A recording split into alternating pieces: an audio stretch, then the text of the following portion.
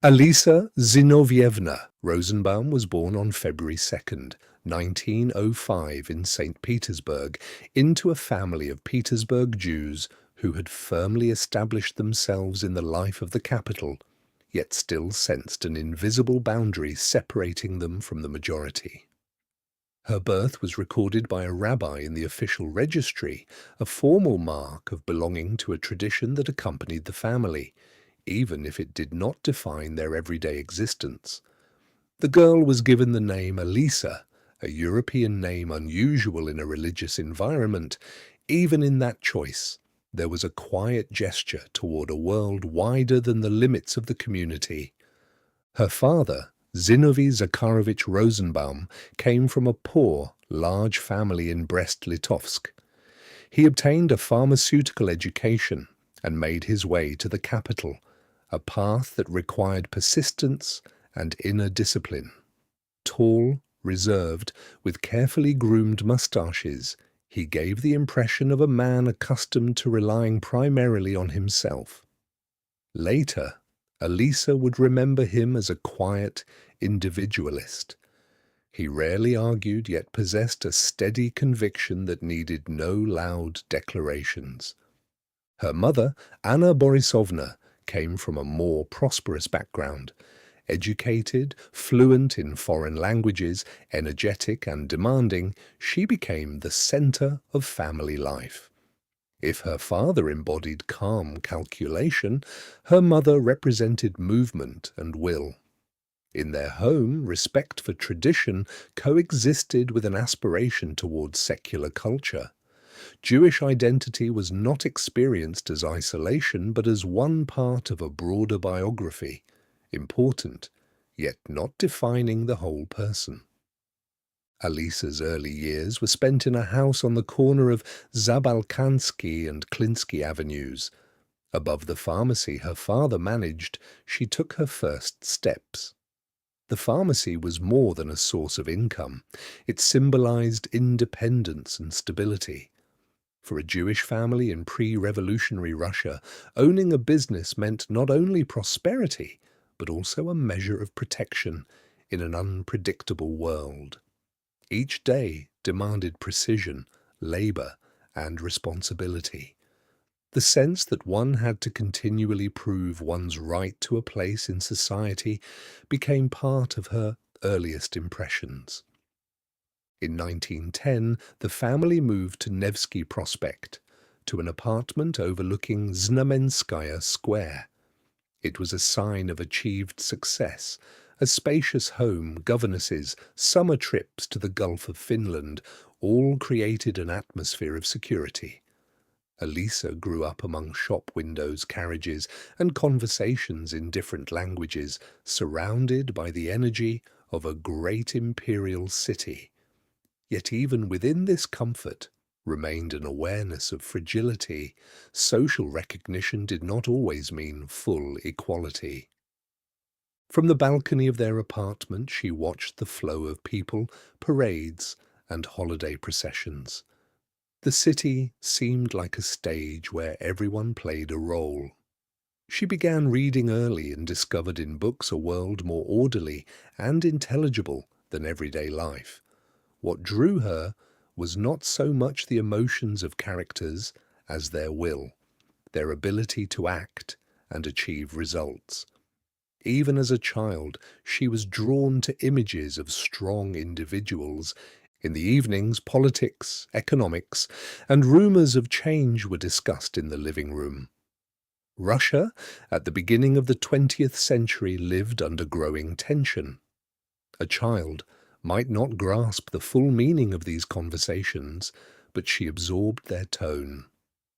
Alisa learned early to observe people, choices, hidden contradictions.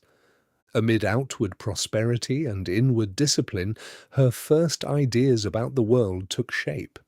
Independence must be earned. Stability comes through effort. Belonging to a minority demands inner strength. Her childhood unfolded among the scent of medicinal herbs, the brilliance of Nevsky Prospect, and conversations about the future in a city of imperial splendor and mounting unease.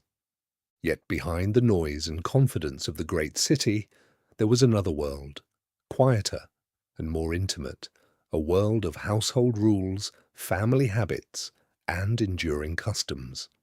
It was within this space, almost without realizing it, that Alisa began to understand history and memory not as abstractions, but as part of everyday life.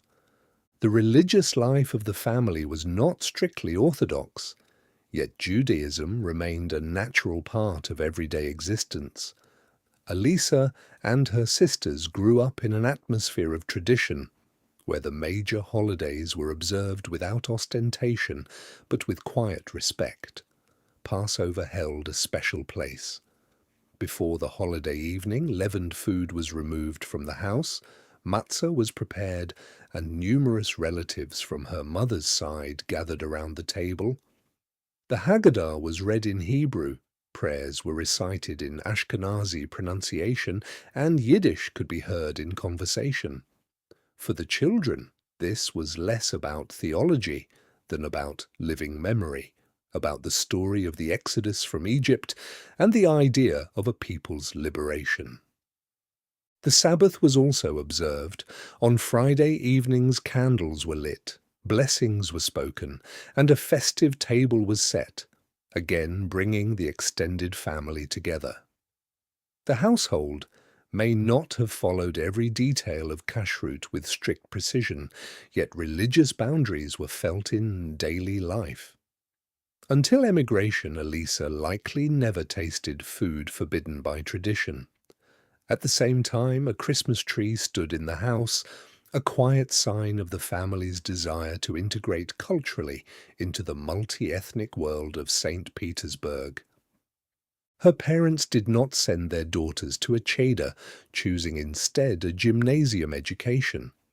Yet they were married in the choral synagogue and were later buried in a Jewish cemetery. Judaism, in their lives, functioned less as dogma than as belonging, an expression of communal memory and family solidarity. As a child, Alisa sincerely believed in God. At 13, amid the upheavals of revolution, she consciously became an atheist. Later, she rarely emphasized her origins, but she never denied them, recalling them whenever she encountered anti-Semitism. Jewish identity remained part of her personal history, even as she increasingly sought to define herself first and foremost as an independent individual. According to Ayn Rand herself, she learned to read and write almost on her own at the age of 6. After asking her parents to write her name, she memorized the letters, began forming words, and soon was reading and writing fluently. In childhood, she studied music and drawing and learned foreign languages. A Belgian governess taught her French and German. She became fluent in French and could read German. Yiddish and Hebrew were heard at home during holidays, though she received no formal religious education. She had few friends. She was closest to her cousin Nina, who lived upstairs, and to her younger sister Nora, who affectionately called her Aliska. Even in her school years, Alisa began composing stories, hiding a notebook behind her textbook, and eagerly filling its pages with adventure plots.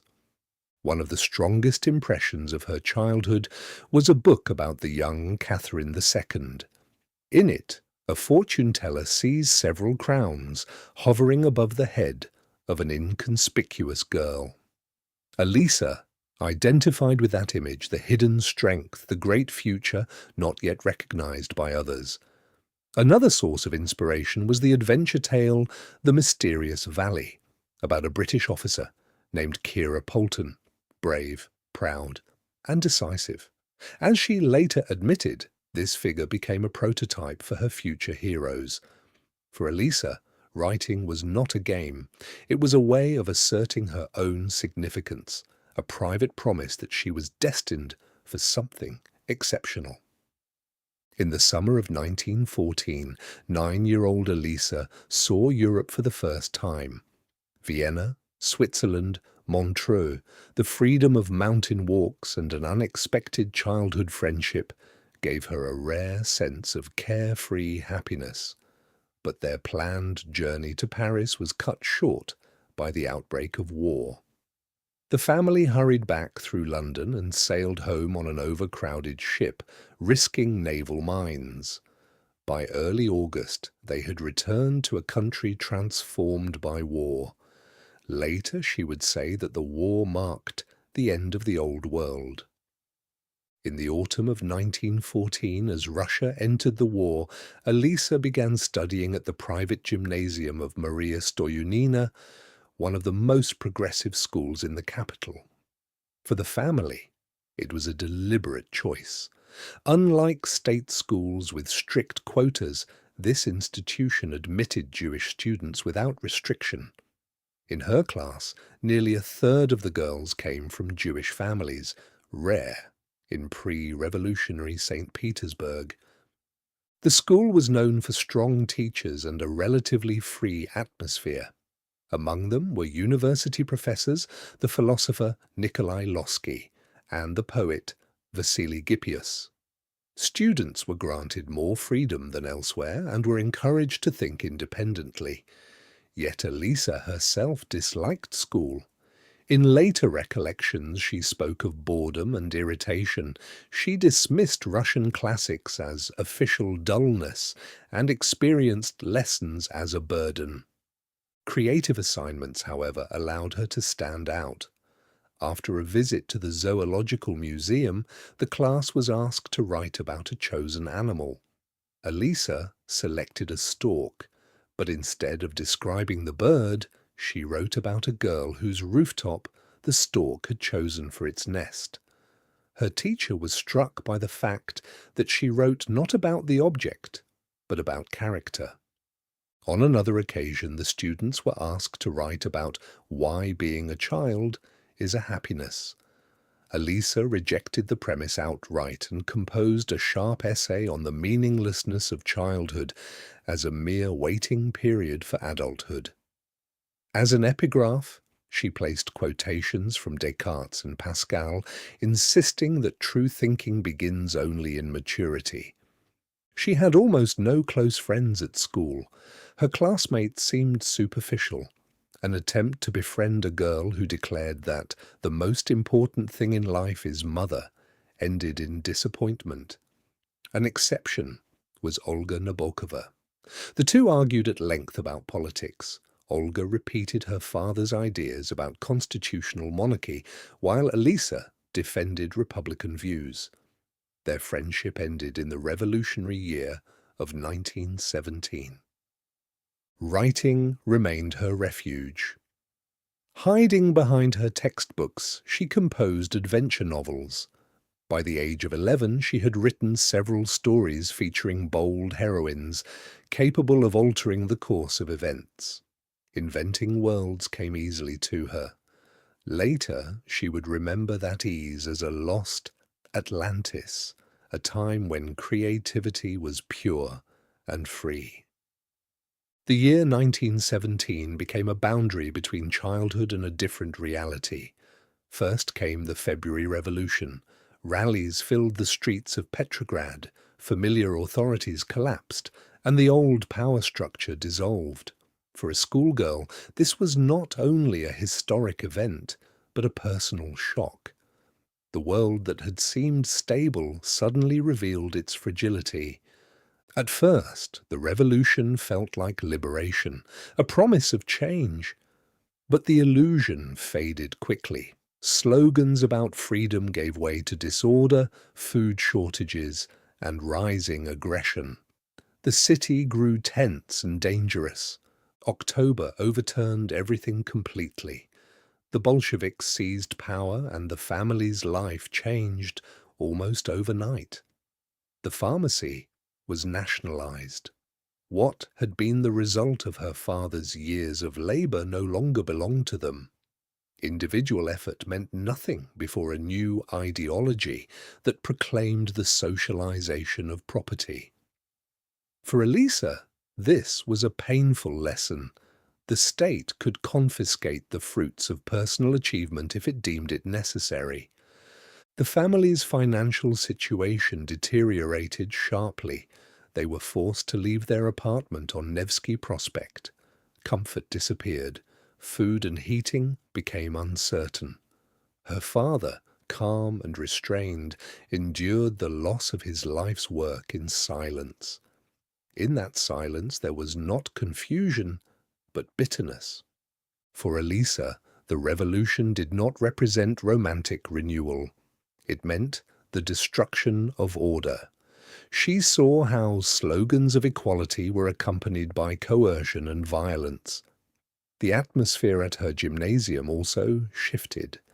Intellectual freedom gave way to ideological pressure. The new authorities demanded loyalty rather than thought.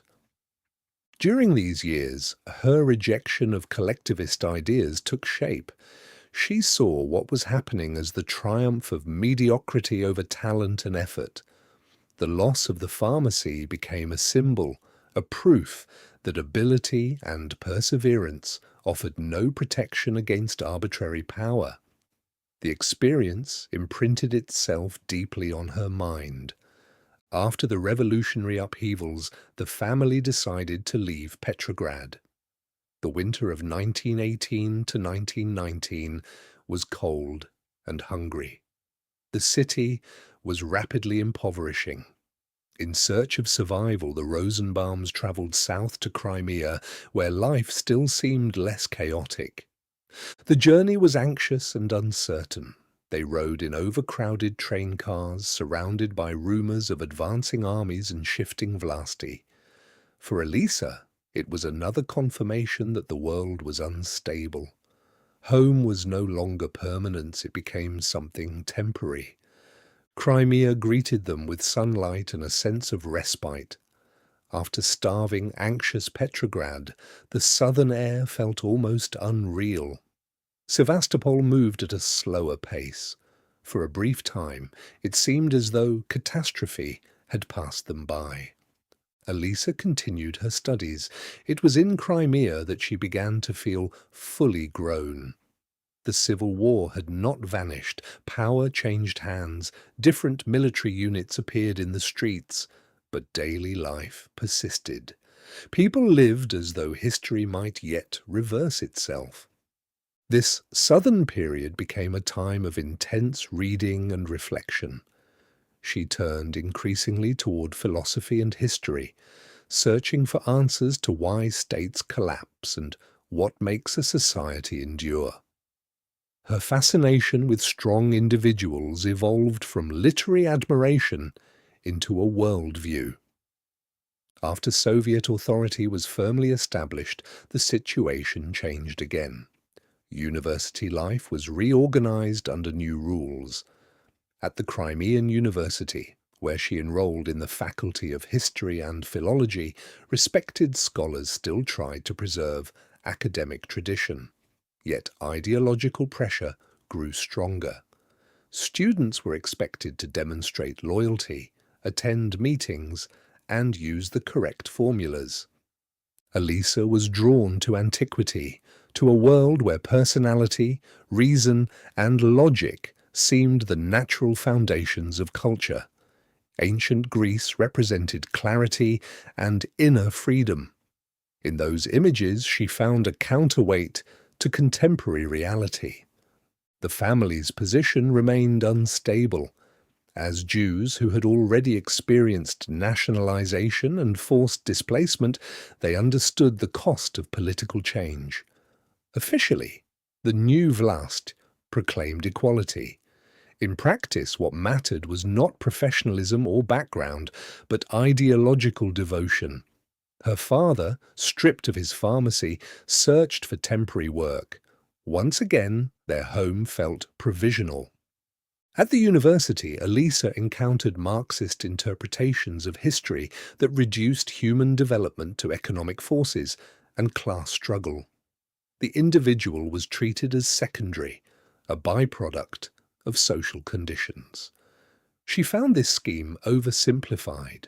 In private conversations, she allowed herself doubts, though she understood that open criticism could be dangerous. Gradually, Crimea too became absorbed into the Soviet system. The illusion of a city of the sun dissolved. The sense of freedom that had lingered in the early months gave way to regulation and control. For Alisa, this period marked a decisive stage of inner formation. She was no longer merely witnessing the collapse of the old world. She was beginning to articulate her own explanation for it. The conviction strengthened within her that collective ideologies suppress the individual and that historical upheavals often occur under the banner of saving humanity. Crimea gave her not only temporary refuge but intellectual hardening. Here, she consciously set her own understanding of history against the official version. Here, she concluded that a person must think independently, even at the cost of inner isolation. The southern chapter of her life ended as it had begun, with a sense of impermanence. But in this so-called City of the Sun, she moved from youthful protest toward a conscious, philosophical stance. The world continued to change, and ahead of her lay new trials, no longer as a passive observer, but as someone determined to shape her own path. The so-called Bredekin house was a small home in Crimea, where the family settled during the Civil War. It was modest, stripped of the comfort they had known in St. Petersburg. After losing the pharmacy and leaving the capital, the Rosenbaums could no longer count on stability. The house became a temporary refuge, a symbol of a narrower, more confined reality. Life there demanded constant frugality and patience. They shared space with other tenants, endured food shortages, and coped with daily disruptions. Her father, accustomed to independence, struggled with dependence on circumstances beyond his control. Her mother tried to preserve order and discipline within the household, maintaining at least a sense of dignity inside the walls of their home. For Alisa, this period became a school of observation. She saw how easily social standing could collapse and how quickly a person's status could change. Slogans about equality echoed everywhere, yet in daily life that equality often meant shared poverty and uncertainty. The Bredekin house was not only a physical shelter, but a test of endurance. In that confined space, amid instability and anxiety, she began to understand that stability could not be sought in external conditions. The only thing that remained inviolable was the ability to think and to hold one's own position. Returning to her studies became a way for Alisa to preserve inner balance. In years of upheaval, education was one of the few areas where logic and sequence still existed. After the Crimean period, she entered a new gymnasium environment, different in spirit and tone. At Rushinskaya's gymnasium and later, under the teacher Mironovich, discipline was combined with the demands of a new era.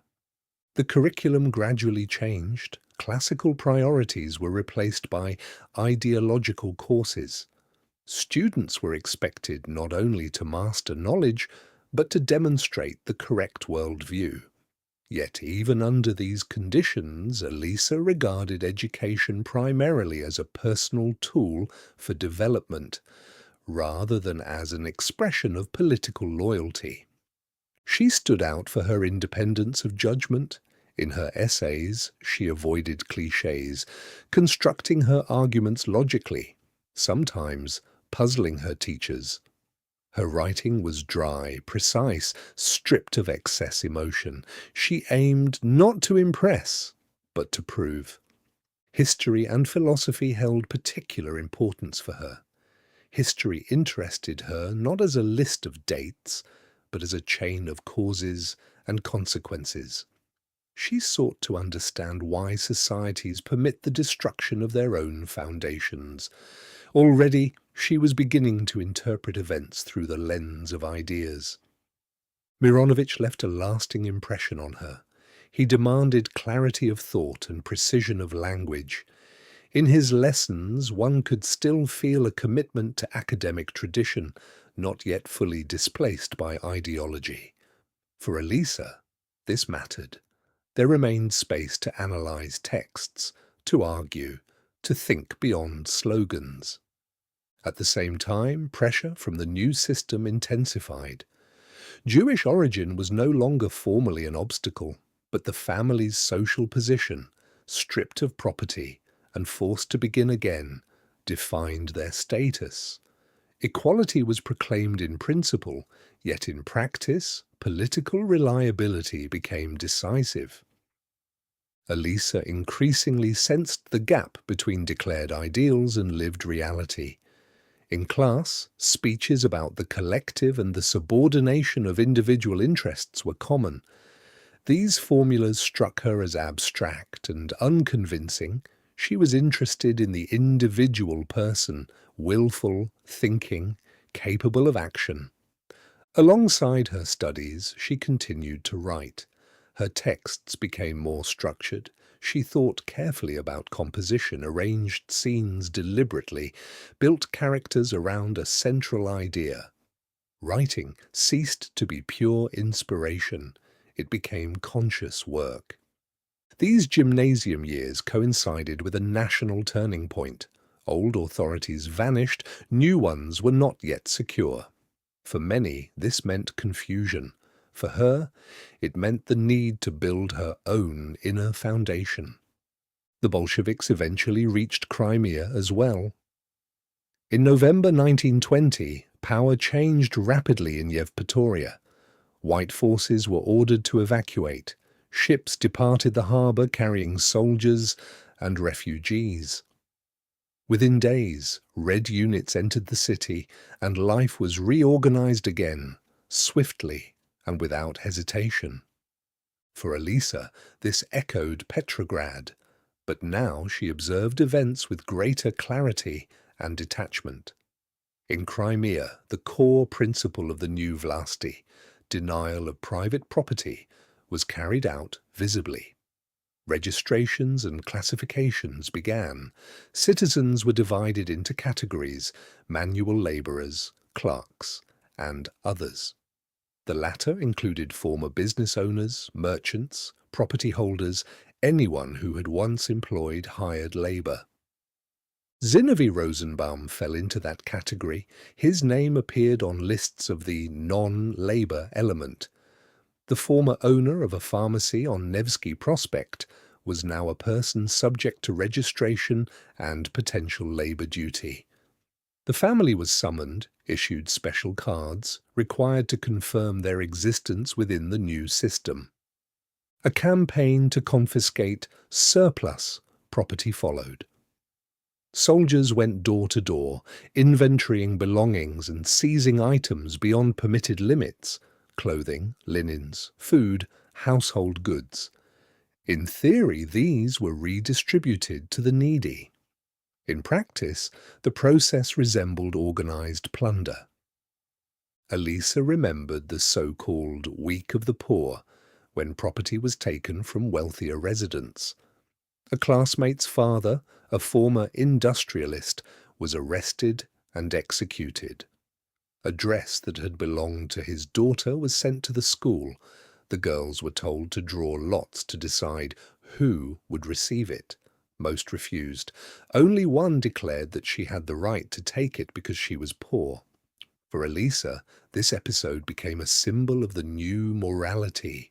When another's tragedy became grounds for redistribution, confiscations extended beyond private homes.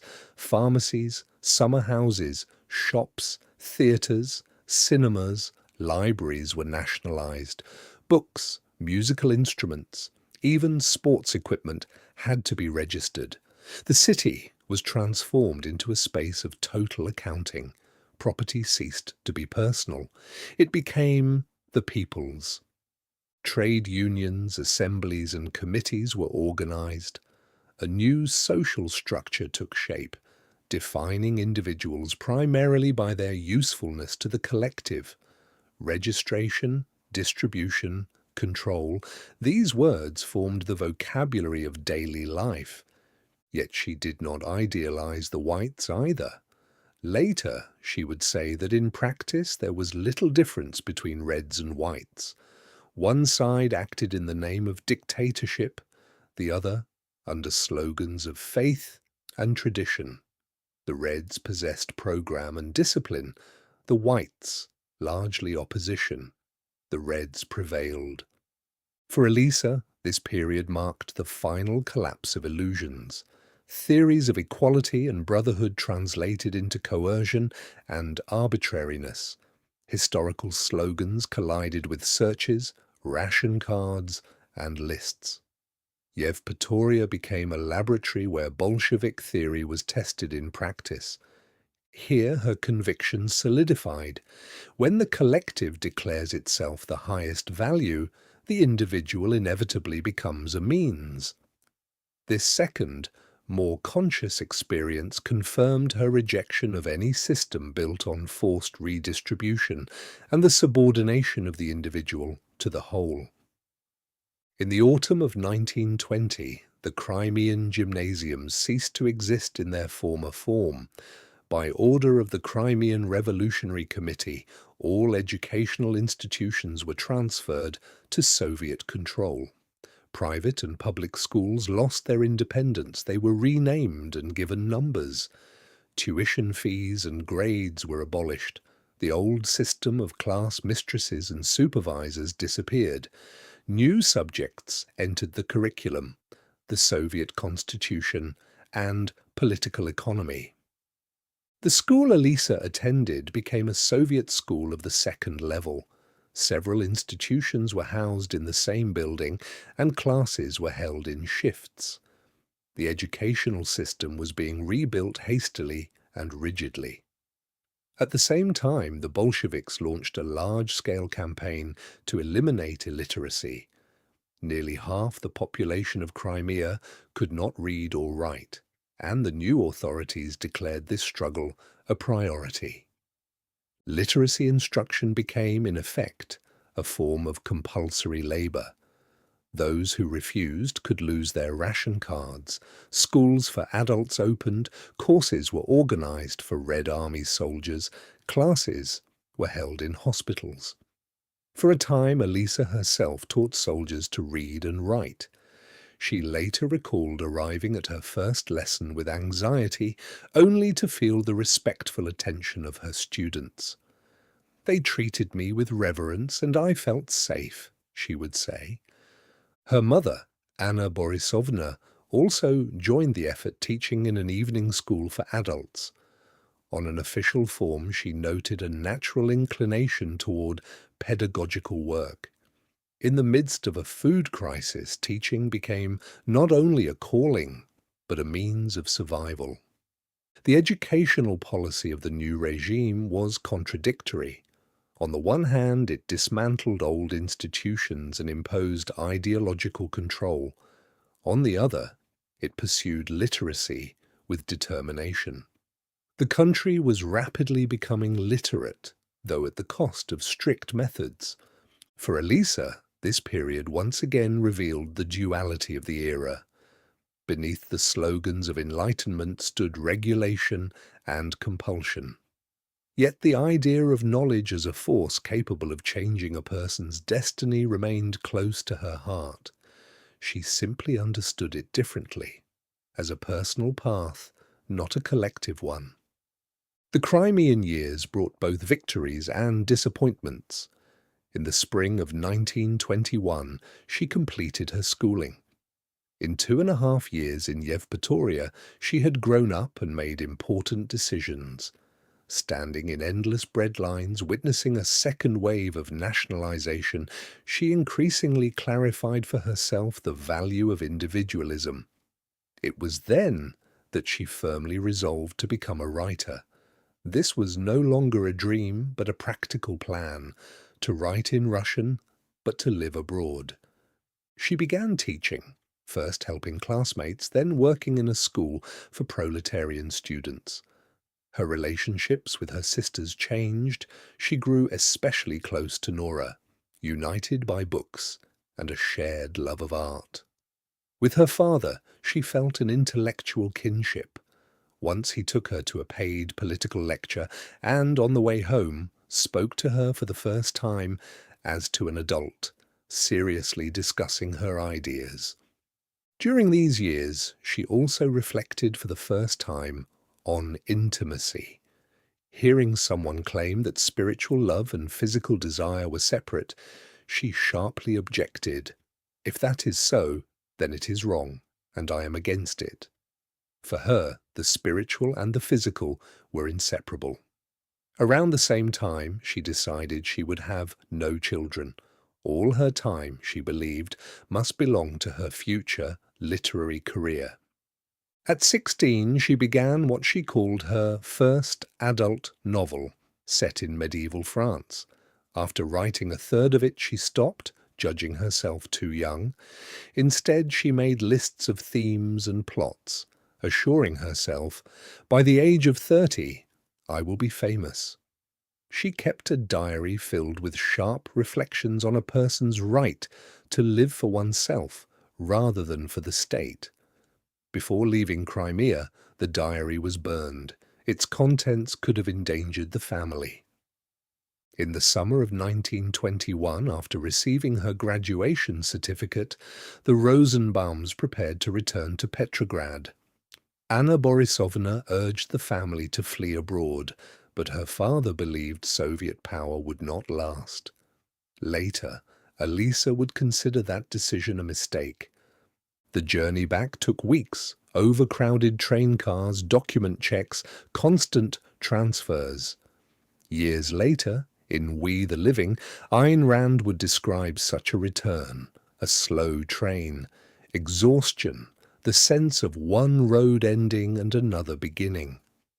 In Moscow, Alisa saw the new capital for the first time and felt not revulsion, but a strange exhilaration. She later recalled sensing the scale of the world and her future addressed to it. Petrograd, however, greeted them differently. On the station walls hung slogans, "Long live the dictatorship of the proletariat," alongside warnings about cholera. The city was exhausted: food lines, shuttered shops, battered signs. Their former apartment had been occupied by a proletarian artist. Part of the furniture was gone. The family received a 3-room apartment on the 4th floor without running water or electricity. Water had to be carried in buckets. Evenings were lit by candles. Meals consisted of millet and dried fish. Arrests took place at night. Endless lines formed by day. The city slowly filled again with returning residents, including Jewish families. Soon after returning, Alisa applied for admission to the university. In the autumn of 1921, not yet 17, she became a student in the socio-pedagogical and literary artistic division of the Faculty of Social Sciences. The university had already undergone reform. It was under the control of the People's Commissariat of Education. Its autonomy was reduced. Admission followed new rules, taking social origin into account. Anna Borisovna, having secured a teaching position, was able to petition for her daughter's exemption from tuition. Alisa chose historical studies, believing that a writer required factual knowledge of humanity's past. Her parents advised a more practical profession, but she insisted. To test herself, she reread the novel begun in Crimea and concluded that she possessed literary talent. University life was difficult. She walked several kilometers daily. Lecture halls were unheated in winter. She studied by candlelight in the evenings. Among her professors, she especially remembered the course on ancient philosophy. At one examination, the professor asked about Plato. Hearing her disagreement, he demanded an explanation. Alisa replied that her own views were not yet part of the history of philosophy, but they would be. She later recalled this moment as one of inner certainty. For a time, relative freedom of debate remained at the university, students divided into supporters and opponents of the new regime. Meetings were marked by sharp speeches. Soon, however, purges began. One bold speaker was arrested, and the atmosphere changed. Openness gave way to caution. In Petrograd, life gradually settled into a new and severe normality. Epidemics spread because of the shortage of medicines. People fainted from hunger. For a brief period, several pharmacies were allowed to reopen, and Zinovy Zakharovich returned to his profession with colleagues. More substantial food appeared on the table. The family managed to buy some clothing. But soon, the pharmacy was nationalized again. Deeply offended, he declared that he would no longer work for the state, even if it meant starvation.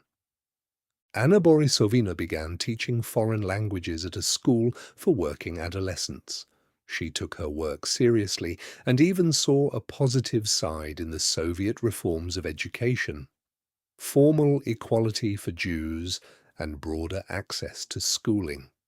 Yet her salary barely covered expenses. As a student, Alisa received ration cards, but the family still lived in near hunger. Once, after eating only dried peas, she could barely remain standing from weakness. The city remained bleak. Overcrowded transport, worn-out clothes, endless conversations about prices and bread. And yet Alisa continued to read. Schiller inspired her. Dostoevsky unexpectedly felt close. Nietzsche, with his idea of the Superman, at first excited her imagination but later disappointed her when she sensed that emotion was being placed above reason. The theatre became a true refuge. For cheap seats on the fourth balcony, she would rise before dawn and stand in line for hours. Operettas with their glitter and foreign lightness seemed like symbols of another life, non-Soviet free, existing for pleasure.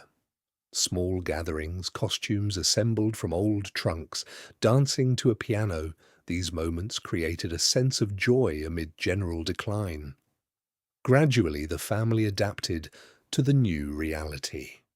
At one such Petrograd gathering in the winter of 1922, Alisa met the man who became her first great love. When a tall, slender young man with grey eyes and an arrogant smile entered the room, she fell silent. Later she would recall that there was in him an arrogance and a smile that seemed to say, "Well, world, you must admire me." His name was Lev Beckerman, Leo. He sheltered counter-revolutionaries, studied at the Technological Institute and earned money translating. In him, courage mixed with a certain lightness. He flirted easily and did not display the uncompromising hostility toward the Bolsheviks that Alisa expected. They went to the theatre together, attended gatherings, and soon she realized she was hopelessly in love. But her open, almost painful sincerity pushed him away. He began to distance himself. When their meetings ended, the world dimmed. She continued to attend parties in the hope of seeing him, questioning friends about him. Over time, the sharp pain subsided, but the feeling remained. Years later, she admitted that, had he proposed marriage, she would have stayed in Russia and would have perished there.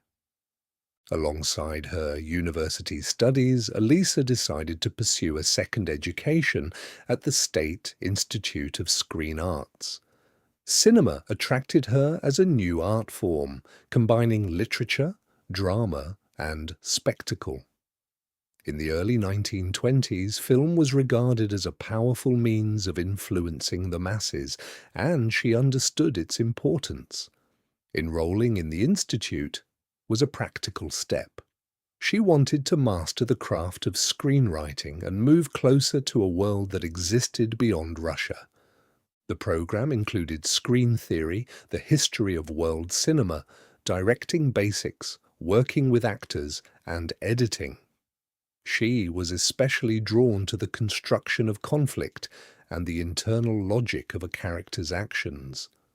The possibility of creating coherent worlds and strong personalities acting by their own will fascinated her. She studied foreign films still shown in Soviet theaters, comparing them with domestic productions and noting differences in tone and in the portrayal of the human figure. At the same time, Soviet cinema was rapidly becoming ideological. Students were expected to emphasize class struggle, glorify the collective, and celebrate revolutionary will. Themes of individual choice and personal responsibility were considered secondary. Alisa completed assignments, but inwardly she gravitated toward different subjects: the drama of the individual, the conflict between a person and their environment. The gap between official expectations and her own interests grew increasingly evident. Material conditions remained harsh. She economized on everything, lived on meager rations, worked independently for long hours. Often she wrote at night, thinking through scenes and dialogues, drafting plans for future works. The institute was a step, a means to acquire skills that would be useful beyond the Soviet system. University life grew more tense, inspections and purges intensified. Students were summoned before commissions and required to prove their loyalty. Her family's background and her father's past could become grounds for expulsion. She understood this and avoided unnecessary suspicion while preserving her inner independence. The idea of a future abroad became more concrete. This second education did not diminish her literary ambitions, it strengthened them. Cinema taught her about dynamic action, the rhythm of scenes, visual expression. She learned to see a story as a sequence of powerful, concentrated episodes. These skills she regarded as preparation for her own career as a writer. Already in her student years, Alisa began to publish. Her fascination with Western cinema led to her first printed works, which brought her modest but real income. In 1925, a 16-page brochure appeared about the Hollywood actress of Polish origin, Pola Negri. Written with evident admiration, it treated the actress's life as symbolic. Born in the Russian Empire and successful in America, Negri embodied a path that resonated with Alisa. In conclusion, she wrote, "Pola is a person among empty mannequins, one of the few genuine artists among modern film stars." The brochure was published without her name, possibly for commercial reasons. Around the same time, she prepared a more extensive work on the history of Hollywood. Although it contained an official preface condemning the American film industry as a dream factory, her own text was openly enthusiastic. "The globe is entwined in film. There is a heart pumping this blood. There is a place, Hollywood," she wrote. These publications became her only books in Russian. The style was energetic, journalistic, without irony. Her admiration for America sounded open and uncompromising, as if anticipating the direction her life would soon take. Alisa's sisters also chose paths far from practical professions. Natasha studied at the Petrograd Conservatory, while Nora trained as an artist and later became a teacher. The family moved to Dmitrovsky Lane, where they would live for many years. They even installed a telephone, still a rarity at the time. Anna Borisovna gradually softened her attitude toward the new regime. Acquaintances half-jokingly called her Pink. Zinovy Zakharovich, despite earlier vows, resumed medical work. Alisa, however, felt growing inattention. Her mother later recalled that she could cry for hours without explanation. Years afterward, Alisa admitted that she could not have endured that atmosphere much longer. At the beginning of 1925, a letter arrived from America. It was written by Sarah Lipsky, daughter of Harry Portnoy, a relative of Anna Borisovna, who had emigrated to Chicago at the end of the 19th century. The families had not corresponded since the war, and now the connection was unexpectedly restored. The letter described life in America and mentioned troubling rumors about the fate of prosperous families in Soviet Russia. For Alisa, it felt like a message from another world, a place where one could work freely and build a life by one's own effort. She had already considered escape, but she had hesitated to act alone. After reading the letter, she urged her mother to respond and to ask for help.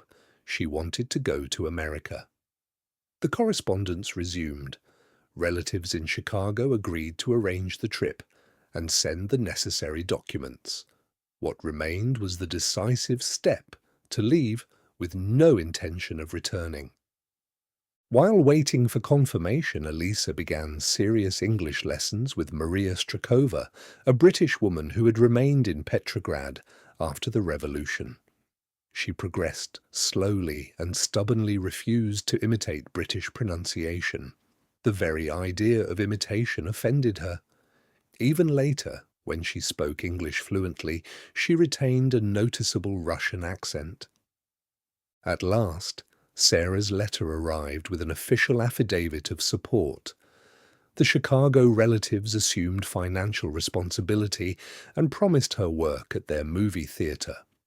Formally, the trip was described as a study of American cinema for the benefit of future Soviet films. In reality, Alisa had decided to leave the country forever.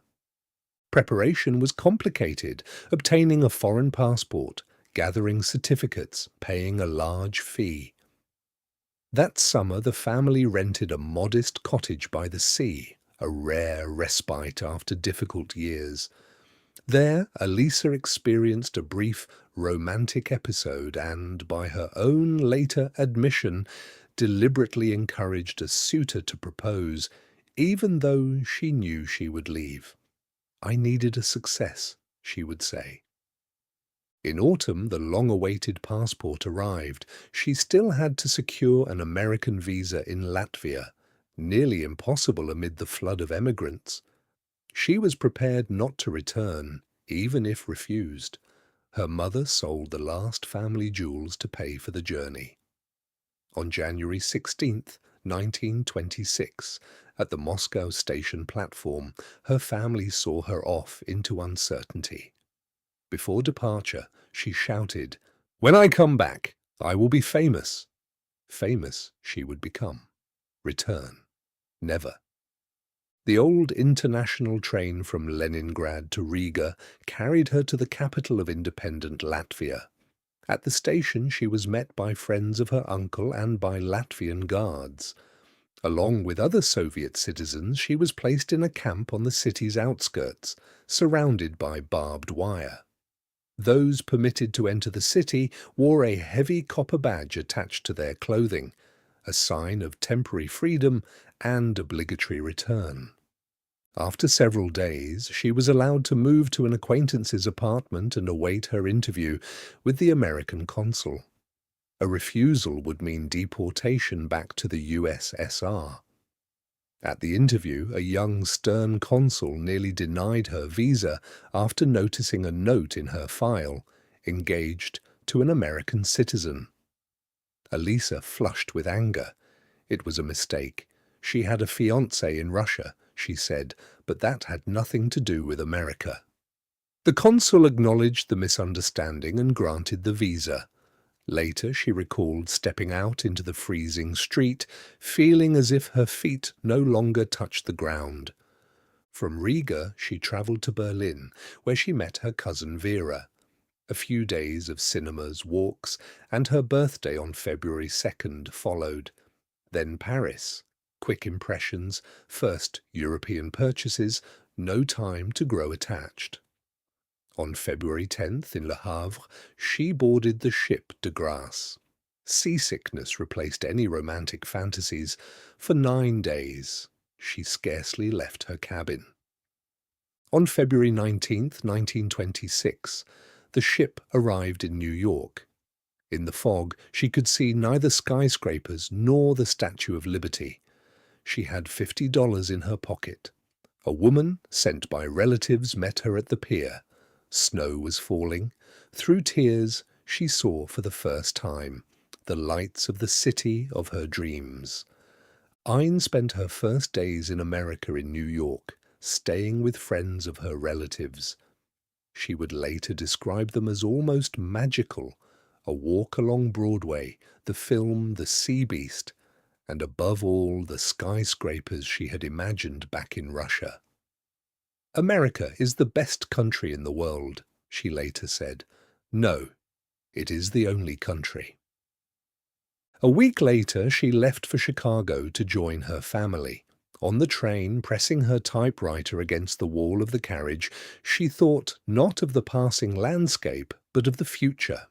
She had about 6 months to legalize her status. She rejected advice to remain illegally. "Someday I will be famous, and then it will be known."